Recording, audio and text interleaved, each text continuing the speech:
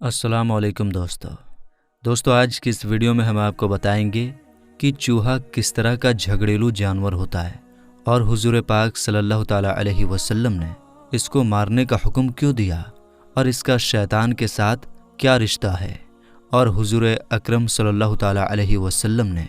ये क्यों इरशाद फरमाया कि जब तुम लोग रात को सोने लगो तो अपना चिराग या दिया मोमबत्ती वगैरह बुझा दिया करो। और किस कौम की तरह इस चूहे की शक्ल बिगड़ी हुई है और लोग किस चूहे की नाफ बांधते हैं और क्यों बांधते हैं और शरीयत का इसके बारे में क्या कहना है और इसका झूठा खाने से कौन सी बीमारी पैदा होती है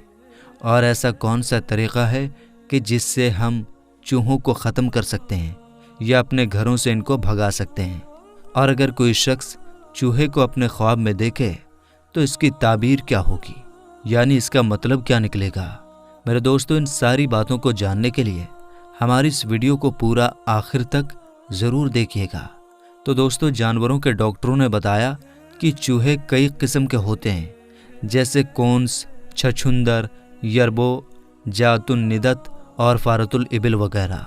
मगर आज की इस वीडियो में हम सिर्फ उन चूहों की बात करेंगे जो कि ज़्यादातर घरों में पाए जाते हैं। मेरे दोस्तों, जानवरों के डॉक्टरों का कहना है कि चूहे से बढ़कर और कोई झगड़ेलू जानवर नहीं है। चूहा ना किसी छोटे को बख्शता है और ना किसी बड़े को। चूहे के सामने जो कुछ भी आता है ये उसको तबाह बर्बाद कर देता है। चूहे का झगड़ेलू होने के बारे में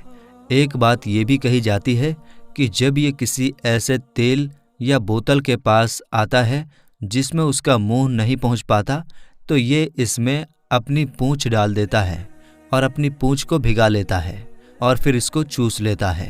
और इस तरह से यह सारा तेल ख़त्म कर देता है। मेरे दोस्तों, इसके झगड़ेलू होने की वजह से ही हुजूर पाक सल्लल्लाहु ताला अलैहि वसल्लम ने इसको मार डालने का हुक्म दिया है। चाहे आप एहराम बांधे हुए हरम शरीफ में हों या एहराम के बग़ैर हों, हर हालत में हुजूर पाक सल्लल्लाहु ताला अलैहि वसल्लम ने इसको मार डालने का हुक्म दिया है। और इसके अलावा हुजूर पाक सल्लल्लाहु ताला अलैहि वसल्लम ने सांप, बिच्छू वगैरह को भी मार डालने का हुक्म दिया है, क्योंकि जिस तरह चूहा झगड़ेलू जानवर होता है उसी तरह सांप, बिच्छू भी झगड़ेलू और नुकसान पहुंचाने वाले जानवर होते हैं। और एक वजह यह भी बताई जाती है कि इसने हज़रत नूह अलैहिस्सलाम की कश्ती की रस्सी काट दी थी, इसी वजह से इसको मारने का हुक्म दिया गया है। और इमाम तहावी रहमतुल्लाह ताला अलैह ने अपनी किताब अहकामुल कुरान में यजीद बिन अबी नईम की सनद से लिखा है कि उन्होंने हज़रत अबू सईद खुदरी रदियल्लाहु ताला अन्हु से पूछा कि चूहे को फासिक क्यों कहा जाता है, तो उन्होंने जवाब दिया कि एक रात हुजूर पाक सल्लल्लाहु ताला अलैहि वसल्लम नींद से उठे तो देखा कि चूहे ने आप सल्लल्लाहु ताला अलैहि वसल्लम के घर में आग जलाने के लिए चिराग की बत्ती उठा रखी है, तो आप सल्लल्लाहु ताला अलैहि वसल्लम ने इसको उठाकर मार डाला। और अहराम वाले और अहराम के बग़ैर वाले हर शख्स को आप सल्लल्लाहु ताला अलैहि वसल्लम ने इसको मारने का हुक्म दिया है। और सुनन अबू दाऊद में है कि हज़रत इब्ने अब्बास रदियल्लाहु ताला अन्हु से मरवी है कि एक बार चूहे ने आकर चिराग की बत्ती अपने मुंह में ले ली और इसको लेकर हुजूर पाक सल्लल्लाहु ताला अलैहि वसल्लम के सामने मुसल्ले पर, जिस पर आप सल्लल्लाहु ताला अलैहि वसल्लम तशरीफ़ फरमा थे, डाल दिया, जिसकी वजह से मुसल्ले का वो हिस्सा जिस पर आप सल्लल्लाहु ताला अलैहि वसल्लम सजदा किया करते थे, एक दिरहम यानी एक सिक्के के बराबर जल गया। और इमाम हाकिम ने हज़रत इब्ने अब्बास रदियल्लाहु ताला अन्हु से एक रिवायत नकल की है कि एक मर्तबा चूहा आया और उसने चिराग की बत्ती मुंह में उठा ली तो एक लौंडी यानी खिदमत करने वाली औरत इसको भगाने लगी, मगर आप सल्लल्लाहु ताला अलैहि वसल्लम ने उसको मना कर दिया और चूहा वो बत्ती लेकर उस मुसल्ले पर जिस पर आप सल्लल्लाहु ताला अलैहि वसल्लम तशरीफ़ फरमा थे लाकर डाल दी, जिससे मुसल्ला एक सिक्के के बराबर जल गया। हुजूर अकरम सल्लल्लाहु ताला अलैहि वसल्लम ने इरशाद फरमाया कि जब तुम सोने का इरादा करो तो चिराग बुझा दिया करो, क्योंकि शैतान ऐसे जानवरों को इस तरह का काम करने के लिए उकसाता है ताकि तुमको जला दे। और सही मुस्लिम की रिवायत है کہ حضور پاک صلی اللہ تعالیٰ علیہ وسلم نے حکم دیا کہ سوتے وقت آگ بجھا دیا کرو، اور اس کی وجہ یہ بتائی کہ جھگڑیلو چوہے گھر میں آگ لگا کر گھر والوں کو جلانا چاہتے ہیں۔ اور میرے دوستو، حضرت ابن عباس رضی اللہ تعالیٰ عنہ سے مروی ہے کہ حضرت نوح علیہ السلام نے 2 سال میں اپنی کشتی بنائی، اور اس کشتی کی لمبائی 300 ہاتھ تھی اور چوڑائی 50 ہاتھ اور اونچائی 300 ہاتھ تھی۔ یہ کشتی ساگوان کی لکڑی سے بنائی گئی تھی، اور اس میں آپ علیہ السلام نے 3 منزلیں بنائی تھی۔ نیچے کی منزل میں جنگلی جانور، چیر پھاڑ کرنے والے جانور اور کیڑے مکوڑے کو رکھا گیا تھا، اور بیچ کے منزل میں سواری کے جانور اور بھیڑ بکریاں وغیرہ رکھے تھے، اور اوپر والی منزل میں حضرت نوح علیہ السلام اپنی قوم اور سامان وغیرہ کے ساتھ تھے۔ جب کشتی میں بہت زیادہ گوبر، لید وغیرہ جمع ہو گیا تو اللہ تبارک و تعالیٰ نے حضرت نوح علیہ السلام کو حکم دیا کہ ہاتھی کی پونچھ کو ہلائیں۔ چنانچہ حضرت نوح علیہ السلام نے ایسا ہی کیا، جس کی وجہ سے ایک سور کا جوڑا پیدا ہوا، اور ان دونوں نے نکلتے ہی کشتی میں موجود ساری گندگی کو کھا کر صاف کر دیا۔ اسی طرح جب چوہا کشتی کے کنارے آ کر اس کے لنگر کی رسیوں کو کاٹنے لگا تو اللہ تبارک و تعالیٰ نے حضرت نوح علیہ السلام کو حکم دیا کہ شیر کی دونوں آنکھوں کے بیچ چوٹ ماریں۔ چنانچہ حضرت نوح علیہ السلام نے ایسا ہی کیا، جس وجہ سے ایک بلّا اور ایک بلی نکلی، اور ان دونوں نے چوہے پر حملہ کر کے اس کو رسی کاٹنے سے روک دیا۔ میرے دوستو، اس روایت سے بھی ہمیں پتہ چلتا ہے کہ چوہا اس طرح کا جھگڑیلو جانور ہے کہ اس نے حضرت نوح علیہ السلام کی کشتی کی رسی کو کاٹنا چاہا تھا۔ اسی وجہ سے اسلام نے اس کو مارنے کا حکم دیا۔ میرے دوستو، بخاری اور مسلم شریف میں حضرت ابو ہریرہ رضی اللہ تعالیٰ عنہ سے مروی ہے کہ حضور اکرم صلی اللہ تعالیٰ علیہ وسلم نے ارشاد فرمایا کہ بنی اسرائیل کی ایک قوم غائب ہو گئی، اور کچھ معلوم نہ ہو سکا کہ ان کا انجام کیا ہوا۔ بس اس جگہ پر صرف چوہے نظر آتے تھے، اور ان چوہوں کا یہ حال تھا کہ جب ان کے سامنے اونٹنی کا دودھ رکھا جاتا تو اس کو نہیں پیتے تھے،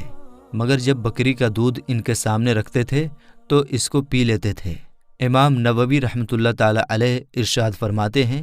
کہ چونکہ بنی اسرائیل پر اونٹ کا گوشت اور دودھ حرام تھا اور بکری کا دودھ اور گوشت حلال تھا، اس لیے ان چوہوں کا اونٹنی کے دودھ کو چھوڑ دینا، یعنی اس کو نہ پینا، اور بکری کے دودھ کو پی لینا اس بات کی طرف اشارہ ہے کہ یہ چوہے بنی اسرائیل قوم کی بگڑی ہوئی شکل ہے۔ میرے دوستو، جانوروں کے ڈاکٹروں نے چوہے کی ایک قسم مشکی چوہا بھی بتلایا ہے، اور لوگ اس کو ناف کی وجہ سے شکار کرتے ہیں، اور اس کو پکڑ کر ایک کپڑے کی پٹی سے اس کی ناف کو باندھ کر لٹکا دیا جاتا ہے، اور اس طرح سے اس کا خون ایک جگہ پر جمع ہو جاتا ہے۔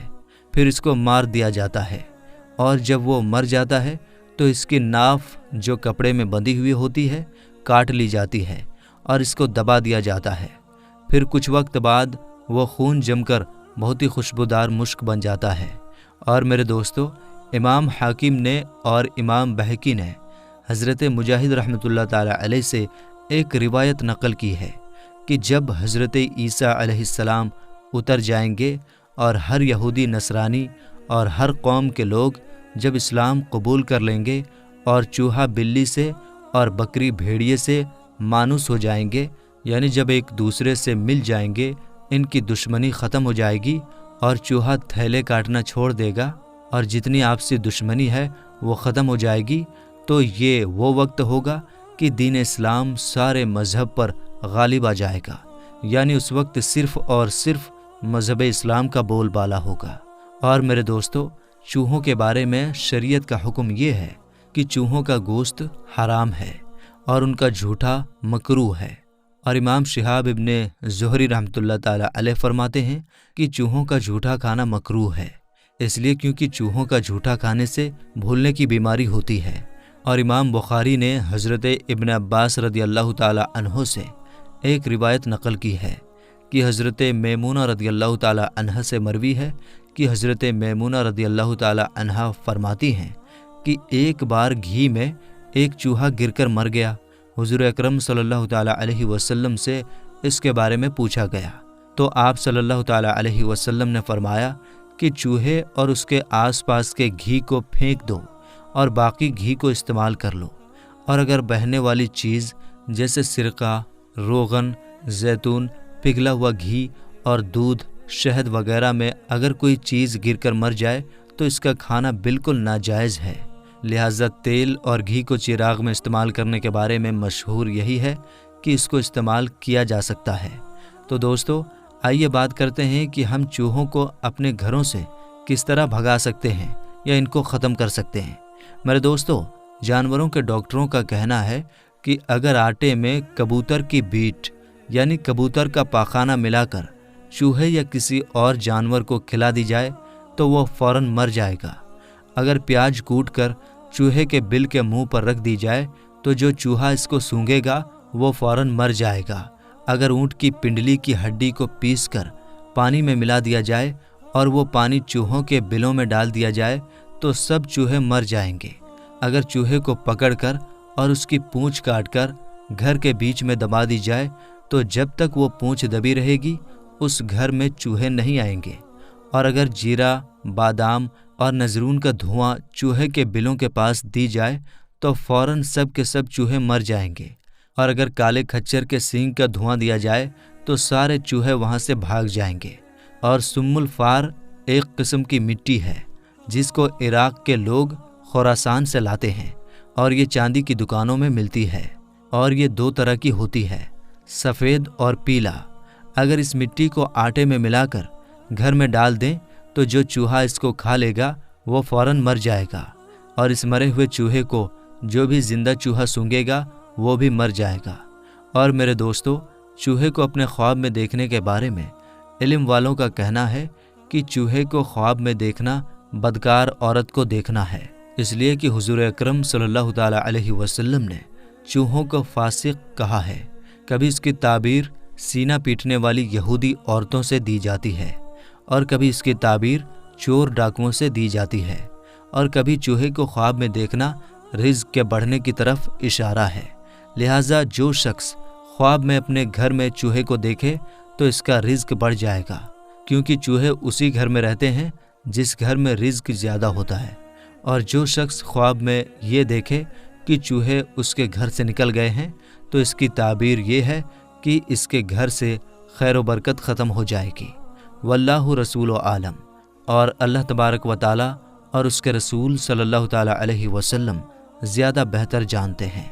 اللہ تبارک و تعالیٰ سے دعا ہے کہ اللہ تبارک و تعالیٰ اور اس کے محبوب صلی اللہ تعالیٰ علیہ وسلم نے جن باتوں کا حکم دیا ہے اس پر عمل کرنے اور جس سے منع کیا ہے اس سے رک جانے کی توفیق عطا فرمائے۔ آمین یا رب العالمین۔